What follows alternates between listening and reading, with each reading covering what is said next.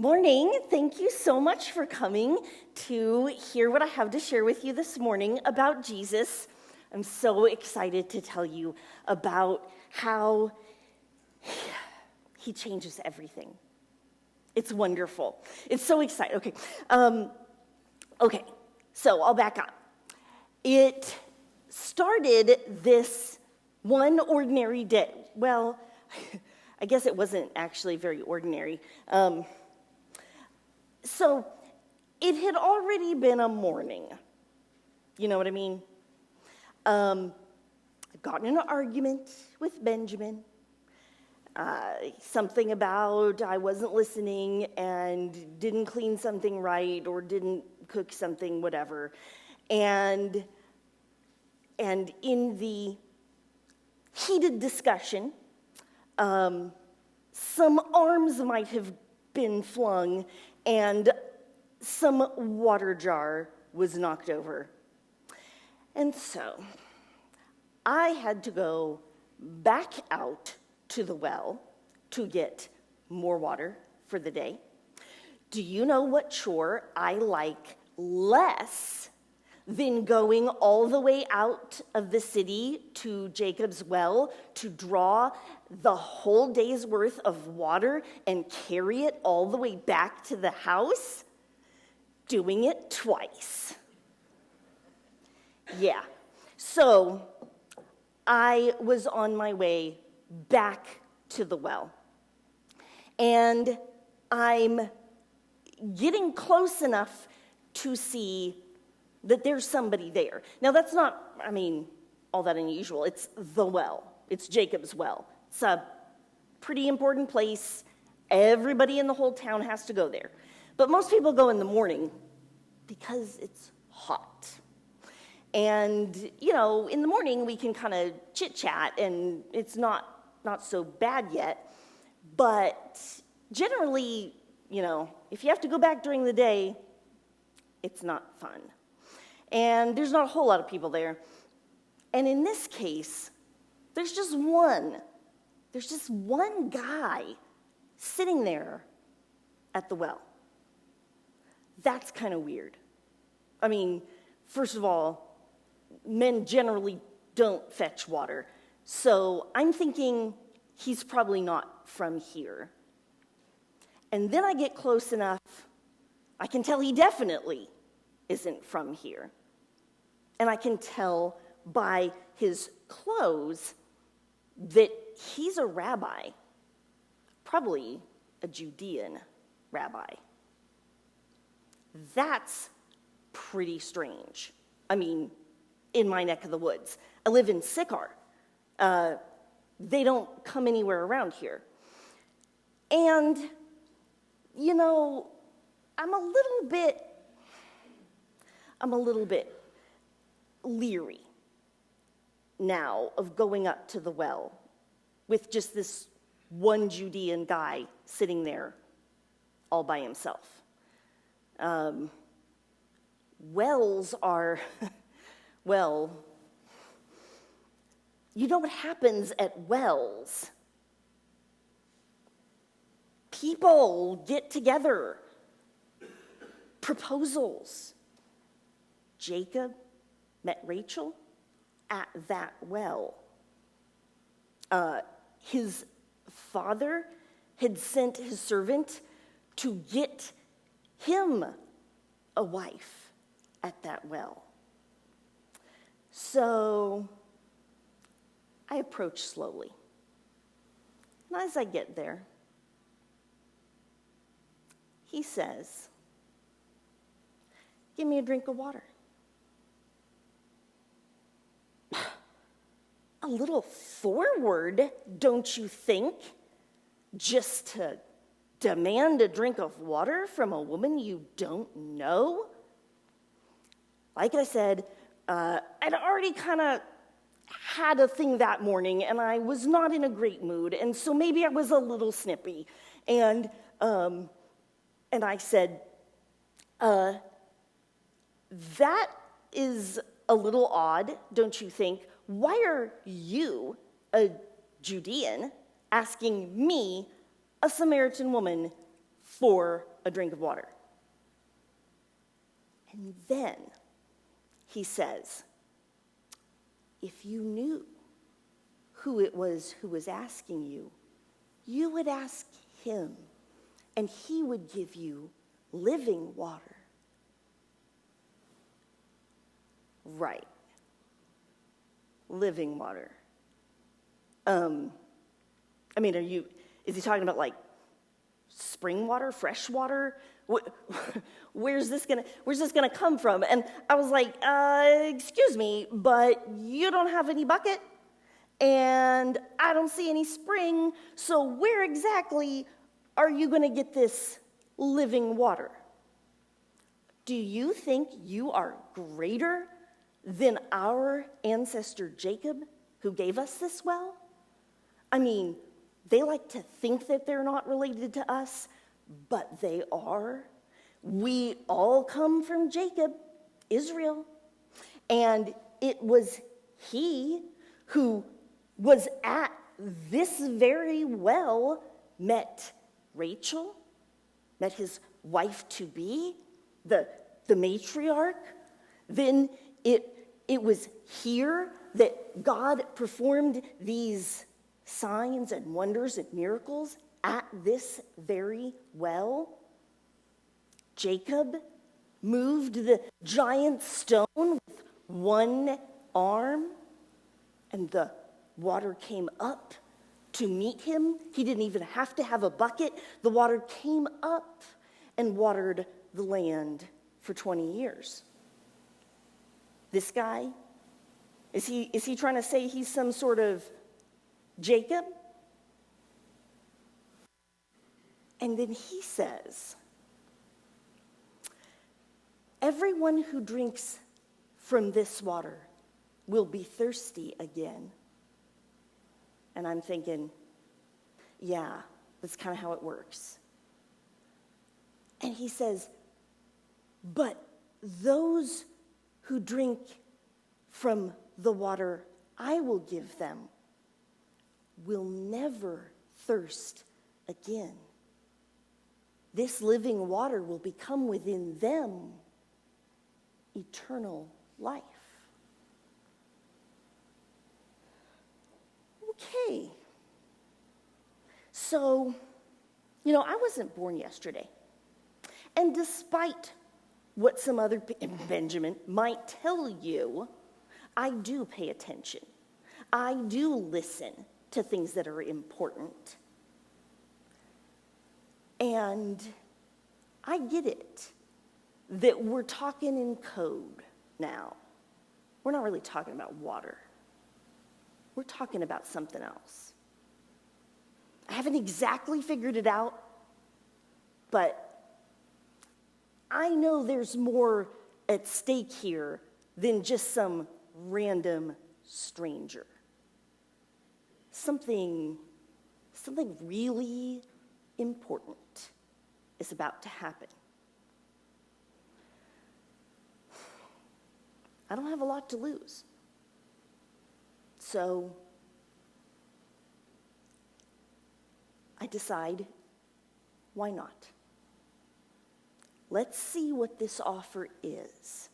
Maybe this is some weird marriage proposal, but I don't know. I just felt brave, and I decided we'd find out. So I said, okay, I'll bite. Give me some of this living water so that I don't have to keep coming here to draw water from this well. And then he said, go get your husband. Well, that's a little bit of a touchy subject for me. I have buried a few husbands, and I've been thrown out by a few others. And when you get to my age, and have had to have that kind of baggage, the pickings are kind of slim, okay? So, I don't want to explain all that. I just said, I don't have one. And he says, without, I know this sounds weird, but without any tone of judgment in his voice, he says, that's right, you're telling the truth. You've had 5 husbands, and the man you're with now isn't your husband. That's pretty incredible to guess. And I'm starting to realize, like I said, I already knew something was up with this guy. There's something else going on here. He's a prophet. That would explain it. That would make sense, right? That he could know that stuff about me. Yeah, that's who I'm dealing with, a prophet. So I said, I can see that you're a prophet, sir. Now, tell me then, why is it that your people, say that the only right place to worship is in Jerusalem, in Judea? And my people, we follow what our ancestor Jacob told us, which is to worship here at the altar he set up at the foot of Mount Gerizim. Okay, so I know that was a little bit of a low blow, but, well, aforementioned sassiness and mourning, and what do I have to lose? Who else is going to answer questions like this? No one else has ever even let me ask questions like this. So I kind of just went for broke, you know? What about that? And he says, you and your people worship what you don't know, but my people worship what we do know. And a time is coming, no, it's now here, when all of us will worship God in spirit and in truth. It doesn't matter who and where you are anymore. Whoa. See, that sounds like what they've said about the new prophet like Moses, who had started the worship on Mount Gerizim and had hidden some secret artifacts here. The legend says the Messiah is going to come, and he will reveal what has been hidden. So, maybe it really could be him. And I said, I know the Messiah is coming into the world, and he will reveal to us all that is true. And get this, he looks at me right in the eye, and he says, I am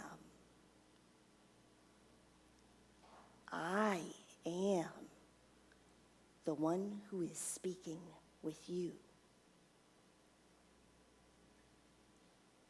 Whoa. Do y'all have goosebumps totally gave me goosebumps. I was like, that could explain this. I mean, it's still crazy.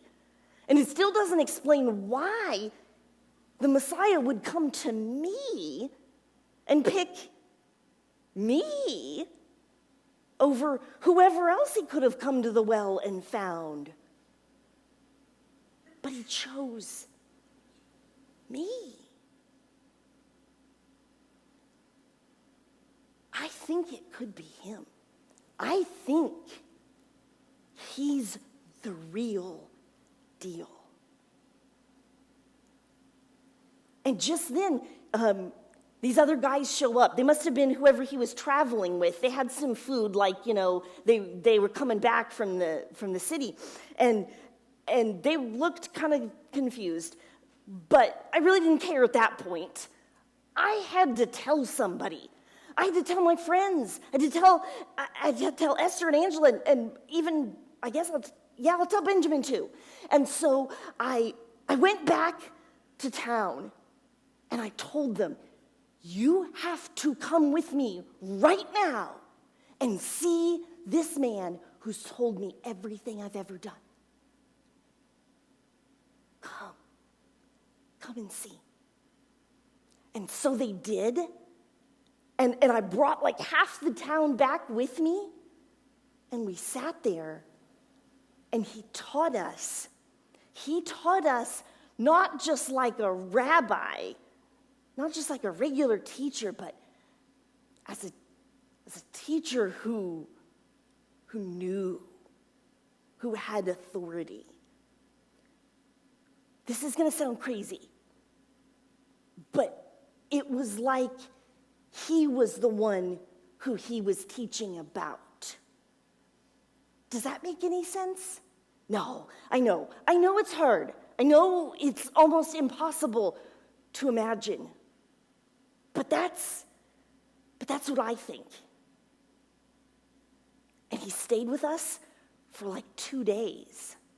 No other Judean rabbi would do that. He's got to be. Well, and that was the day that changed everything for us. It changed not just my life, but it changed our whole town. Everything is different after you've met Jesus. Well, I gotta go. I forgot. I have some other stuff I've got to do, but I hope that you'll check it out too. I mean, it's true. Jesus changes everything. I hope that you will go and see, and that maybe you'll tell some other people too. It's amazing how Jesus changes everything. Oh, I hope to see you there. Bye.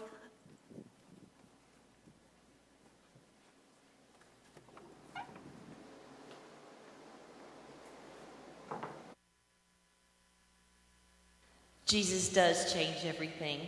Perhaps today, it's really easy to understand how hot and dry it was maybe back then here today, as hot as it is. And perhaps you've had a bit of your thirst quenched today by this service.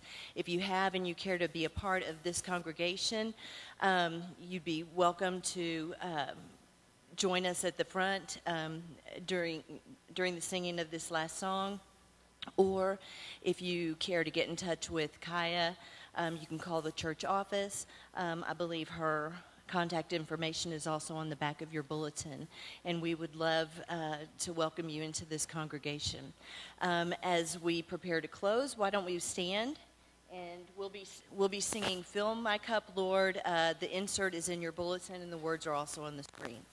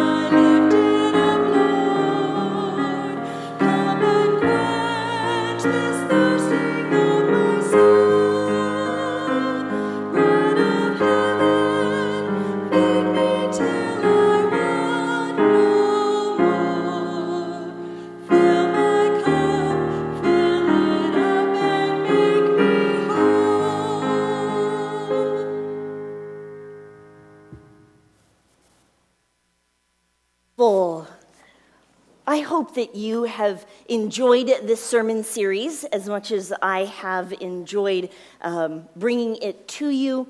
I hope that you received something of meaning this morning and that you have had an opportunity to see Jesus in a new way.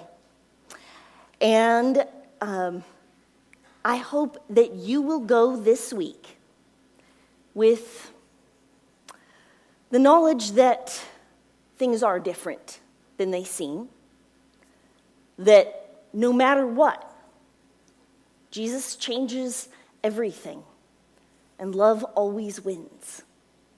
So go in peace.